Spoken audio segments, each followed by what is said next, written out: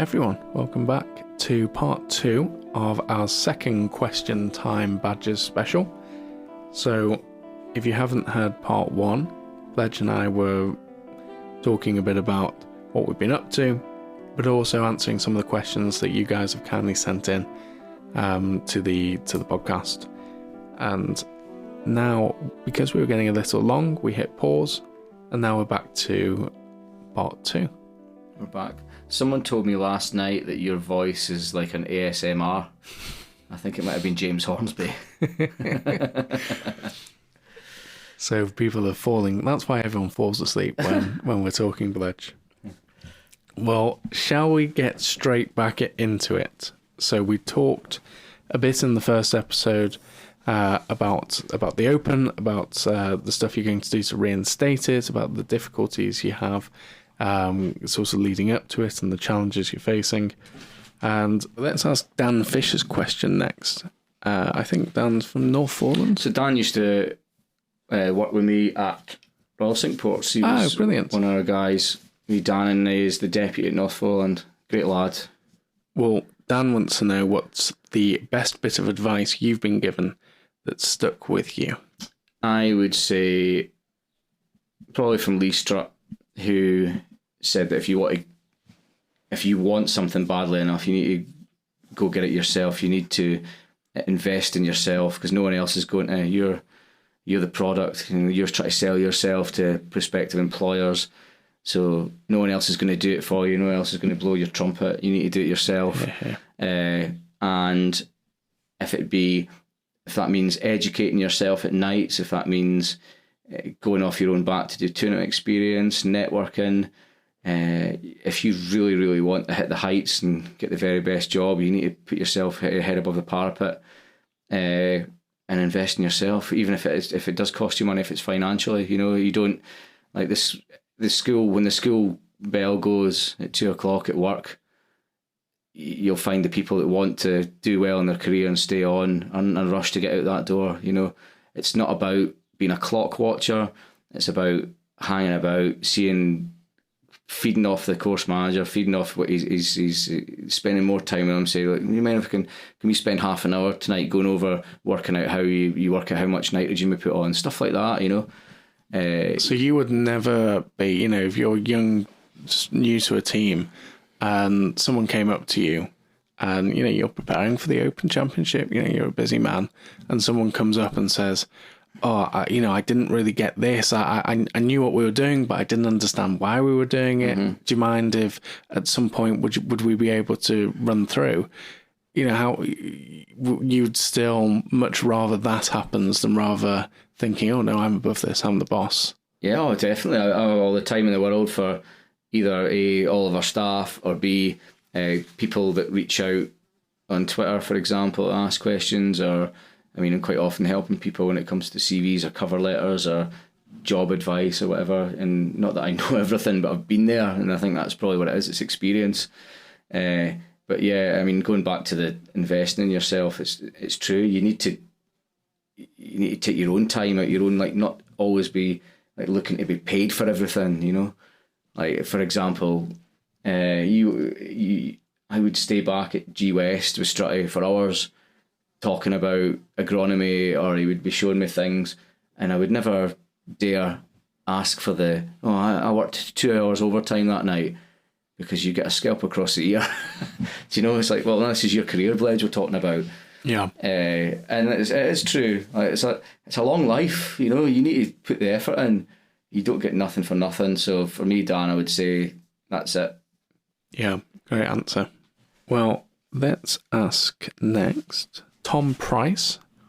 He wanted to know, not about the Open, but about sort of the hailing episode that we did with Greg Easton and with Graham Roberts, when they were talking about moving from trying to get grass coverage on that incredibly difficult site that they managed down there, with having more of the dwarf rye seed on there. So he wants to know what the negatives are to that. Dwarf ryegrass pretty much saved hailing a couple of years in a row there during the severe droughts, and I probably speaking on Greg's behalf here, and I hope I'm quite accurate with everything. But the negatives being, I mean, dwarf rye it's a bit of a stickier grass than fescue. Fescue's a lot less resistance to it, and that's why it produces fast, firm surfaces.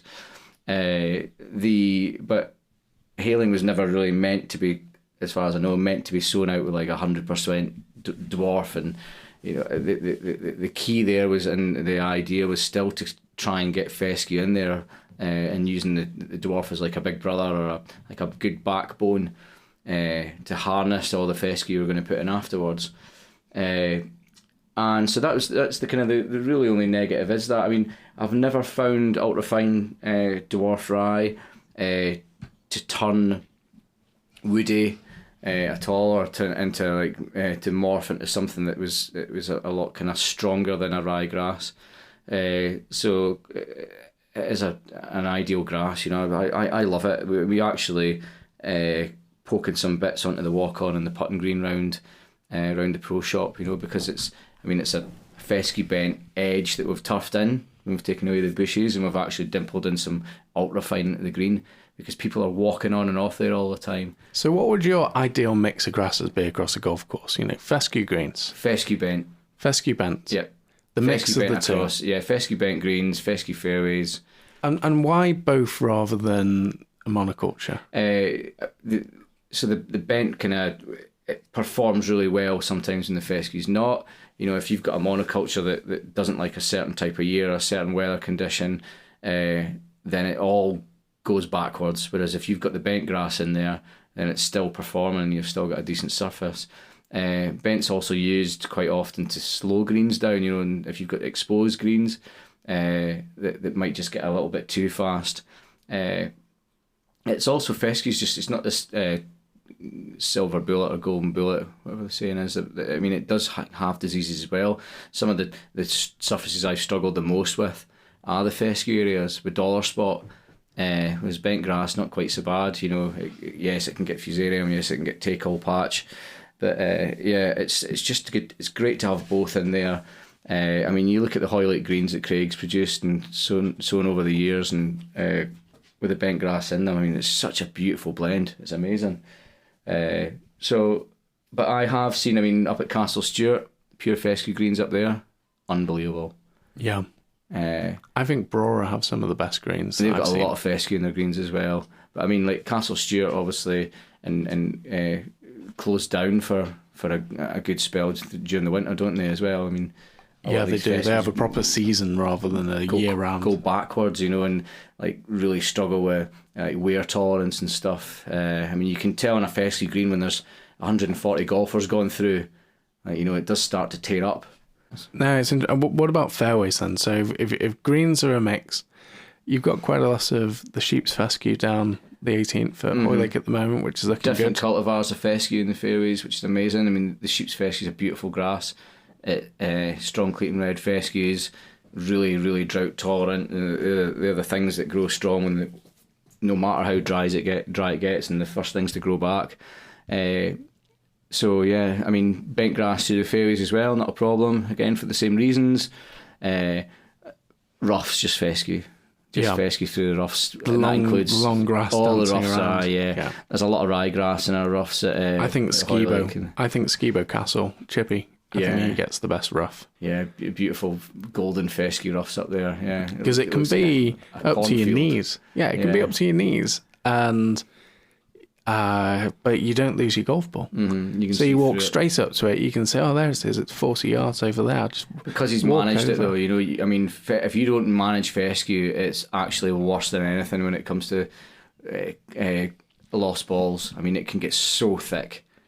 But is that the fescue, or is that the other stuff that's underneath? That's fescue. Fescue gets really thick. If you look at overwatered fescue, I can show you some examples of maybe around where fescue's grown around irrigation heads or whatever. It can get proper gnarly, and then it can get so bad in some areas where it'll lie down, it'll just lie flat and just cover golf balls. So it needs managed as well, you know. Yeah. Okay, so you've got the different types of fescue on the fairways, and you've got fescue on the thing. But what about the paths then, and the high traffic areas? Is that where you'd use in your ideal mix of grasses? Is that where you'd use the dwarf? You'd use a dwarf ryegrass in there, but you would probably switch to a stronger cultivar of the dwarf rye, so more like an RPR.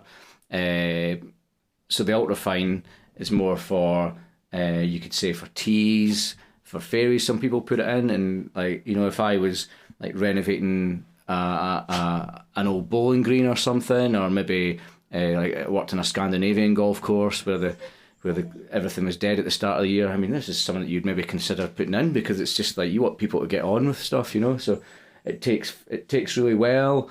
It spreads well. The wear tolerance is great, and the fineness of leaf is super fine. And also they've managed to modify these ryegrasses now that the colour as well is very important. It's very light, much like a fescue. So they get better and better every year. And you can cut them down to like 4 mil now as well. In your paths, yeah. So something more like an RPR, and you could start to sow a blend of fescue through that as well and fill in the gaps like the football guys do. So it's about being pragmatic and having a mix. Yes. Accepting that you're not going to have perfect growing conditions every single day of the year, and that you've got a lot of traffic to go through the site. In a couple of our infrastructure areas, which is just pure sand outside where my house is, we struggled. No water there. Last year, had to get that full grass coverage for the 262,000 people or whatever that are coming, and I could not get fescue to take in it, not a chance. So we quit that. Tried to get rye, just like normal dwarf rye to grow in there, and it was so sandy, so dry, so blowy, didn't take either. Found this E1, which Barnbrug make, which is the lowest grade horticultural grass seed. It's basically like silage. Put that in there, it gets cut down, so it's get cut 2 inch all year long, and it's absolutely fantastic. It's completely established itself in the sand straight away. It gets cut every couple of weeks.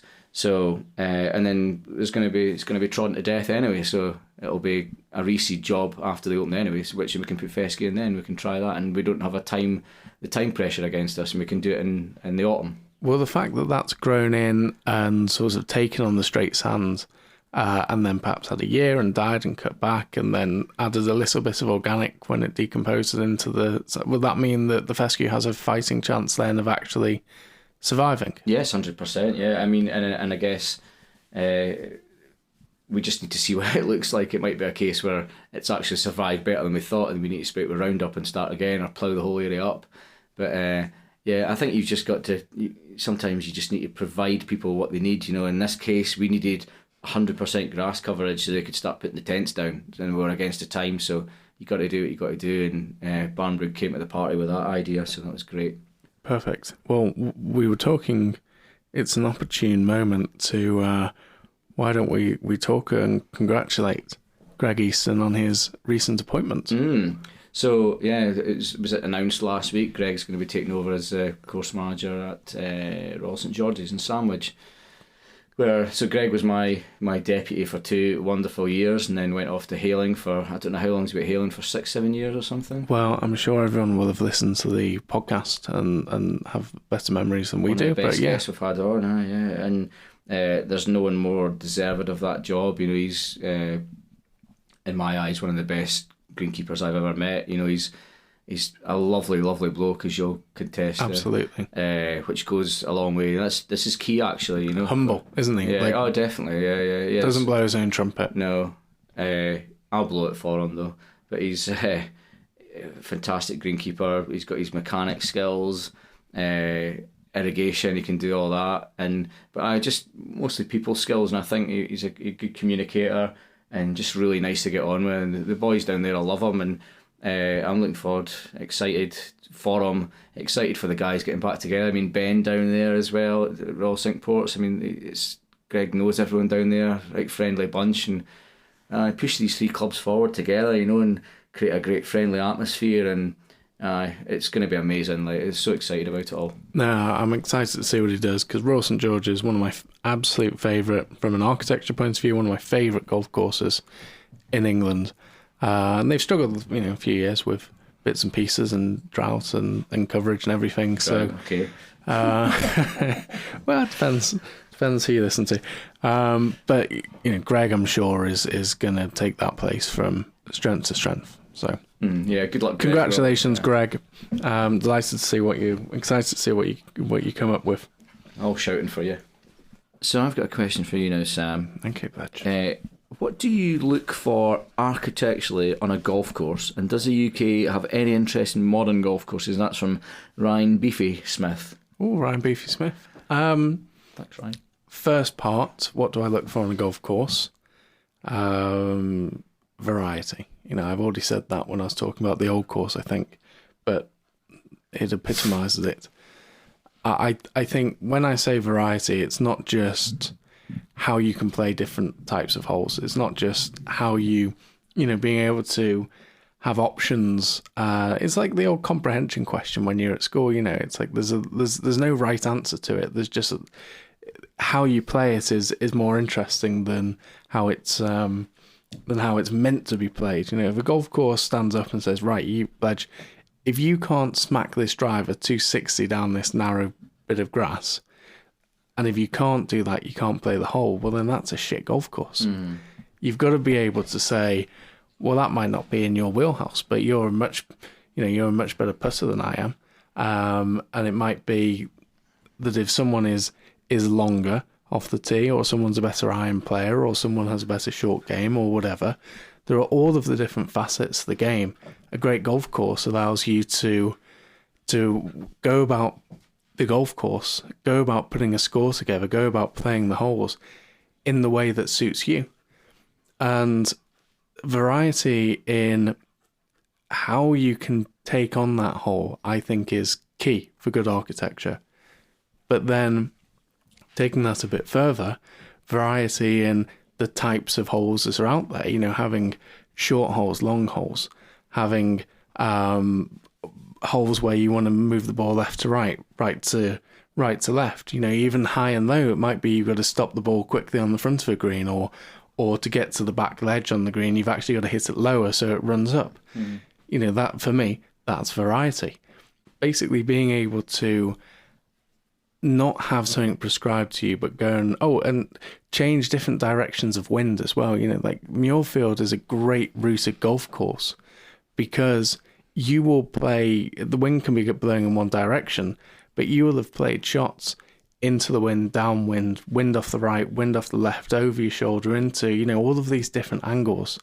So the common, all of those different things combined means that you've got to have tried everything. And you've got to, the old cliche here, every club in the bag. And to play those golf courses really well, you've got to be a really well-rounded golfer. Mm-hmm. But everyone can have played them. It's not just so prescriptive that you've got to, if you can't hit it 260 down this tight bit of grass, then, don't even bother walking onto the first tee. Just stay in the bar because you have a much nicer time there. So for me, that's a hallmark of a great golf course. And I put those on one end of the spectrum where they might not be the most attractive places visually, but or in terms of the landscape perhaps. But for me, they're places like Muirfield, the Old Course, Carnoustie, Hoylake to a degree. Deal is a good example as well. But then on the other end of the spectrum, they might be places that are so beautiful that you stand there and just think, Christ, I could spend all day sat here looking at that view, and they might be the Turnberries or Birkdale to a degree. Birkdale, the landscape is so big and massive that it's an extraordinary place. But the very, very best of the whole lot are the ones that then combine those two things. The ones where they have all of the variety and all of the interest and all of the shots that you have to hit, but they're also in a beautiful place. And that's why, top of the shop for me are the places like Dornoch and County Down. Mm-hmm. They're the places that have everything. And both of those places, the real critical person might say, well, not every hole is perfect. Well, no, but there's not many golf courses in the world that has every single hole is perfect. Mm-hmm. People complain about the 18th at Cypress Point, but God almighty, to have every single type of shot you need to hit there, and the most beautiful place that you could ever stand.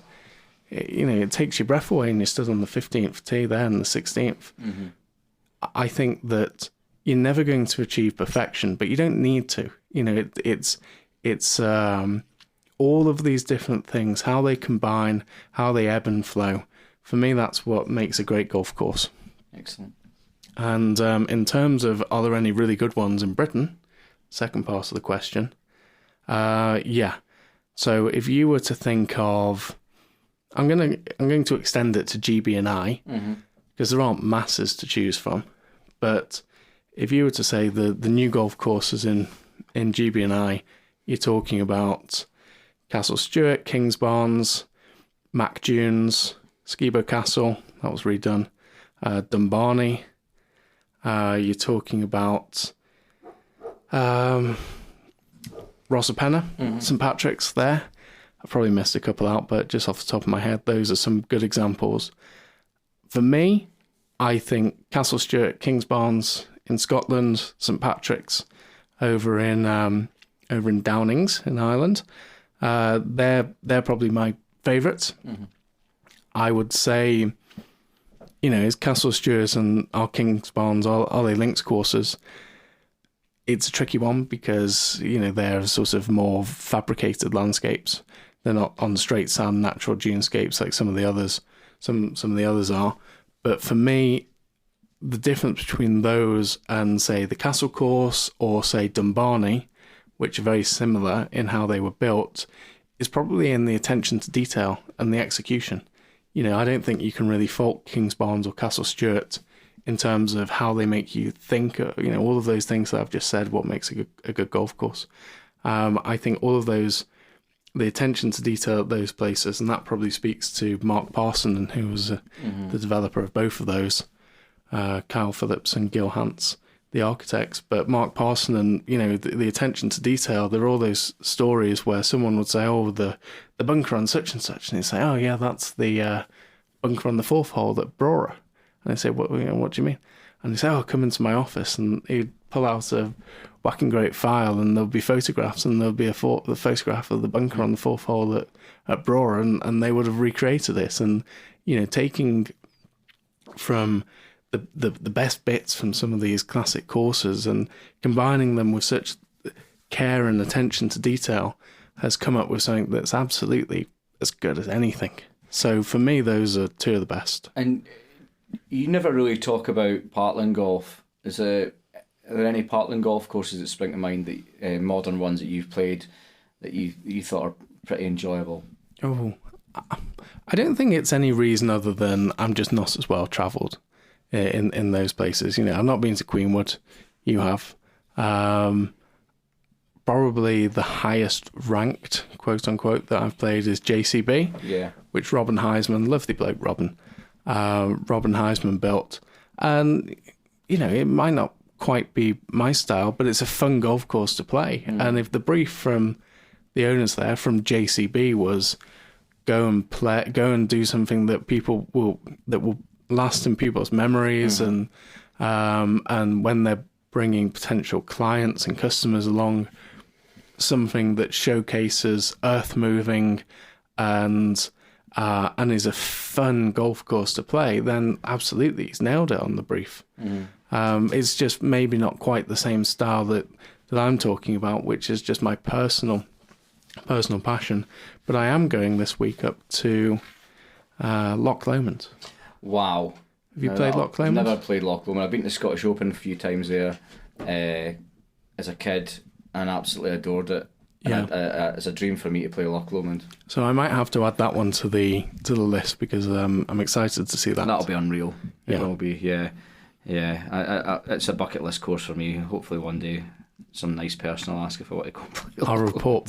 I'll report back. There we go. Okay, well let's finish off. Badge, a couple of questions remaining. Everyone wants to know how you can go about getting some top level experience for that next job, that next step up, if you've only really been at one golf course. It can be a tough one because it does help to have a lot of golf courses on your CV. It gives your prospective employer the kind of advantage of knowing that you have got experience from every walk of life or every different scenario as opposed to just one. So what I would say is, again, getting out and getting around other golf courses and volunteering your help. And that doesn't mean volunteering yourself to work tournaments and rate bunkers and cut greens, but actually going and spending time with other course managers that you look up to, or you would want to aspire to be that day. The time I spent obviously with Dan Lightfoot was really great for me, and bring that up in interviews, and you can say, like, yeah, I know I don't have the kind of all the golf courses on my CV that you'd maybe expect or look or want to see, but I have done this, and this, and to kind of try and fill these gaps.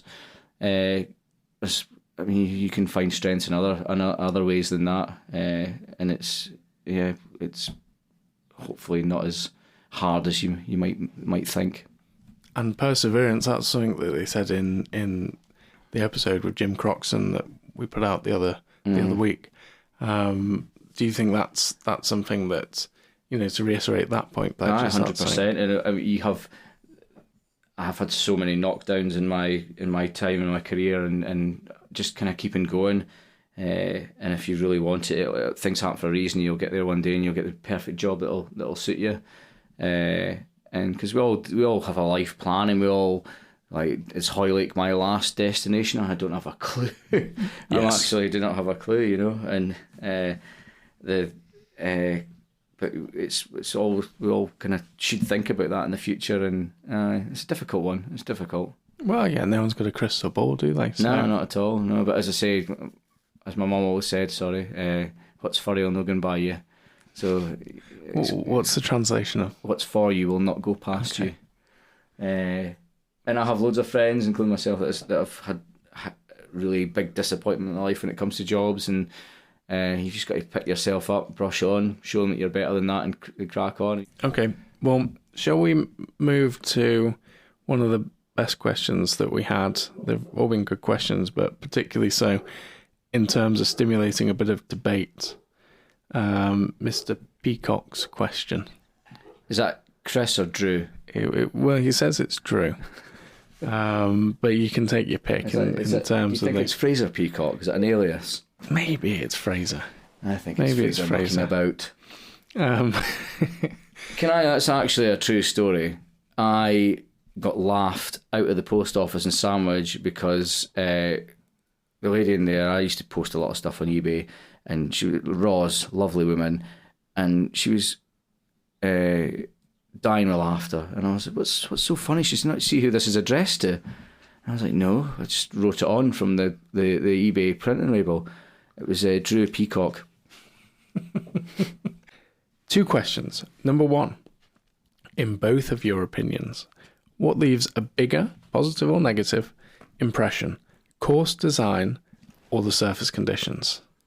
And then question 2 is, if you had to, for the rest of your life, play a sensational design in poor condition or an average design in sensational condition, what would it be? I'm going to completely contradict myself here then, probably. For the first question, because I'm a greenkeeper, it's when you walk in the first tee or you enter the clubhouse, the car park, you always look at conditioning. You always do. It's in our nature to do that. Whereas this is what's so good about this podcast. You're the other side of that. You'll be 100% architecture.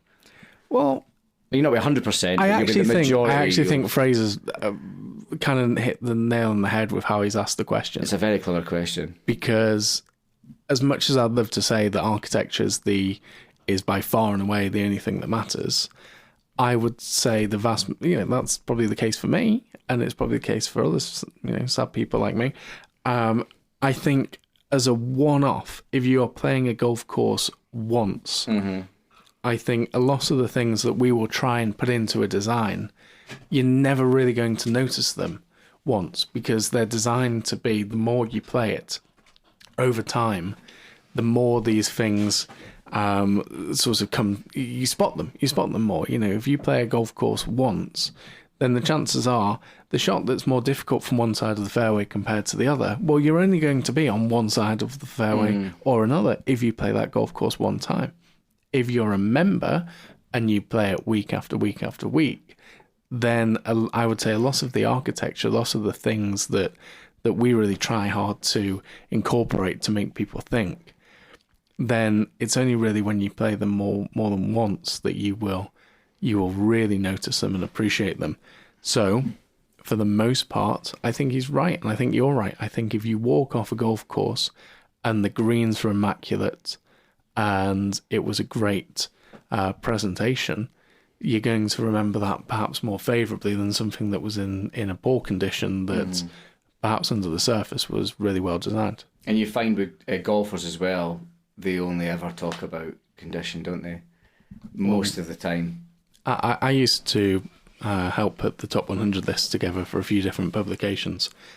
And realistically, if you ask most people, most punters who play golf, they care about three things. How good were the greens? How nice were the views? And how well did they play?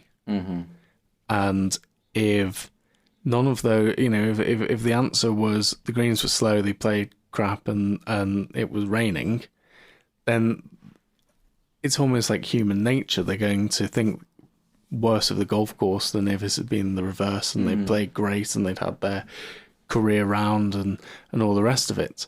The trick is how you objectively look at it and get past it. And when I was also building ranking panels, that was the trick to weed out the people who could actually give you an objective answer, and it doesn't really matter how they played.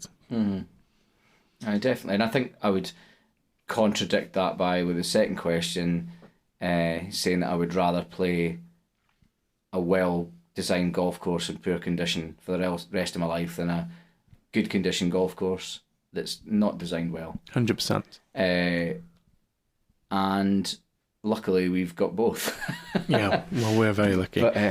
But you're right. Clayton's, my colleague Mike Clayton, he always says that a view can only take you so far. A nice view or nice conditioning, it can take you so far. But after a time, even the best view in the world, like there's a little plaque, I mentioned Cypress Point before. There's a little plaque on the 17th, I think, and it basically says, let's take a moment to look round and appreciate how lucky we are because not many people pass this point.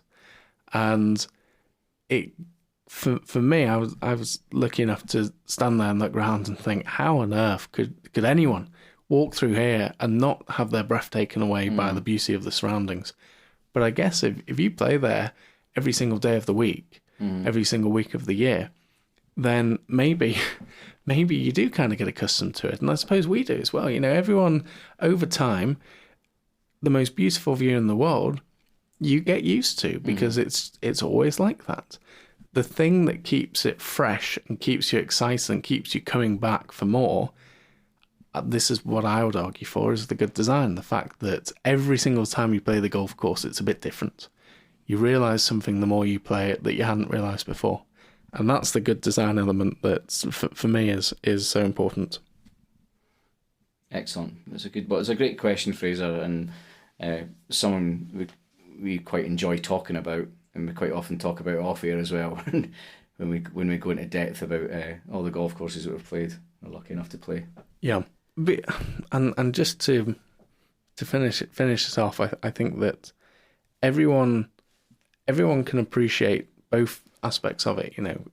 Everyone reckons they're an architect, everyone reckons they're a greenkeeper. Everyone will say, oh, Bledge, the greens were a bit slow today, or as I was sat with John McLaughlin the other week, they'll say, oh, John, the greens were a bit fast today, and complain about that instead. But the fact that all of these things, everyone cares so much because it's such a passion in all of our lives. It must be incredibly hard for you to try and keep all of the people happy all of the time. It is definitely, because especially just now when you're thinking about is what's happening in 8 weeks' time, and you're protecting certain bits of the course for that. Yet you're still running club championships yesterday, and you've still got patron days and a lot of people playing it in their bucket list. So Tom Watson down there the other day. Tom Watson, Georgia Hall. Yep. which is pretty cool. Yeah. So I sadly didn't get to meet him or see him at all, which is a bit devastating. I walked past him in the corridor in the clubhouse, and he had his hat on. He was kind of looking down. Oh, did you say, can you take your hat off in the clubhouse, please, sir? I stopped short at saying that, this time of year. And I walked past and I was like, was that Tom Watson? I just walked past Tom Watson. Amazing. Yeah. I'd heard a story at the weekend about how kids have changed these days, that Peter Finch, the YouTuber, was on the first tee standing beside Tom Watson, and one of the juniors ran up to him and cuddled him and went, "Oh, can I get a picture with you? I've watched all your videos. He's got me through lockdown," and he was fair happy to take a picture with him, and then didn't even notice Tom Watson. Did he get Tom Watson to take the picture? Hi, can you take a picture? Excuse me, are you out walking your dog? How many opens have you won, Tom? 5? Try harder. And so he didn't even know who Tom Watson is, I don't think. And it's just the world we live in these days. So. Amazing. Yeah, on that. Right, well, one quick question to finish. Chris Bernard. He wants to know what your moisturising regime is. Oh, God. So, I think, looking at my pictures that have been taken of me recently, you would think that I've been moisturising with mayonnaise. But I actually use Bulldog moisturiser. You just get it from Tesco's, a bog standard, but it's got an SPF in it. Well, there was a serious question. There's a serious reason why we left this questioning, because as funny as it is for me to poke fun at Bledge, because every time I see him, he's about to be interviewed by someone, so he's in the makeup room. But if you're spending all day outside on a golf course, even in Britain, it's not California or Florida or somewhere, but it must be important, Bledge. Get your suntan lotion on. I mean, this is the time of year. We've got our suntan lotion station on the wall with a little clock face that points to how much the risk is in that day. But I have put mine on every day as well on my face, and it's the moisturiser's got SPF in it. But you can't get burnt. Life's too short for that. It's very dangerous for greenkeepers. One of the biggest hazards. Well, I'll tell a quick story. Which is one of the most interesting people I've met since I sort of bludgeoned my way into the golfing world. And it's a guy called Nick Edmond. Have you come across Nick? No.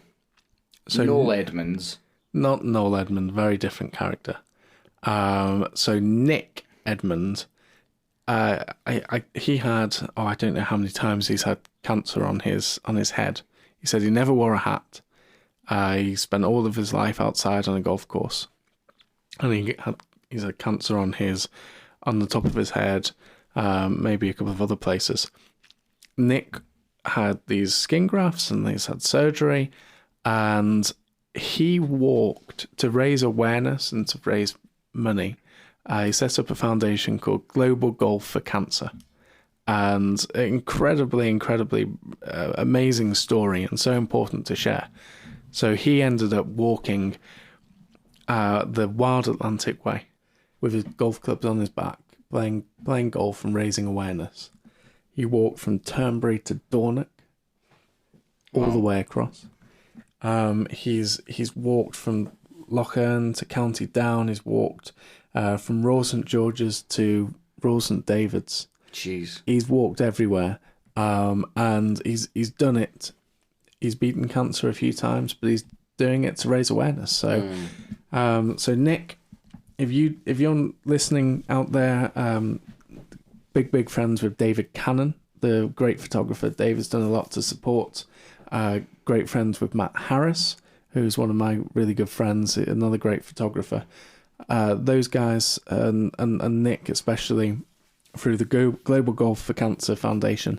If you see a flag at a golf course near you on the 4th hole with a number 4 on it, flying on perhaps the 4th of the month, that's what it's for. Mm-hmm. And the whole point is wear a hat, wear your sunglasses, wear sunscreen, and don't think just because we're in this Lord England or even Scotland that you're not going to be at risk of these things. You're subjected to it every day, so it's really important. So it's a great question, Chris, and Chris doesn't have much hair on his head at all, so I hope he lathers up every morning. In fact, he's as bald as a coot. Well, that's probably a time to call this a day. So if you stuck around for part 2 of this question and answer things, thanks so much for doing so. Bledge, what's on the agenda this coming week? What's on the open prep? Bank holiday tomorrow, isn't it? So team in for half a day. Always lose out in bank holidays. We've got there's television towers going up, so little bits and pieces there to do for that. What else? Weeds, picking weeds, hand picking weeds, and watering. Weeding and watering are the key words just now. Looking to the course closes 2 weeks before they open, and that time we'll get the flame torch out, tidy up some of the bunkers. May as well just leave it till then. But yeah, probably a little bit less cutting this week. We were cutting everything twice a week: tees, approaches, fairways, and we can nip that down now to once a week. The kind of May spring burst of growth has subsided, and then the week after that it's back into wetting agent week. So horsing that, getting the sprayer back out. And then the countdown is well and truly on then for the championship. I would say so, yep. I don't know if we've got any interviews next week. I might escape the old interviews.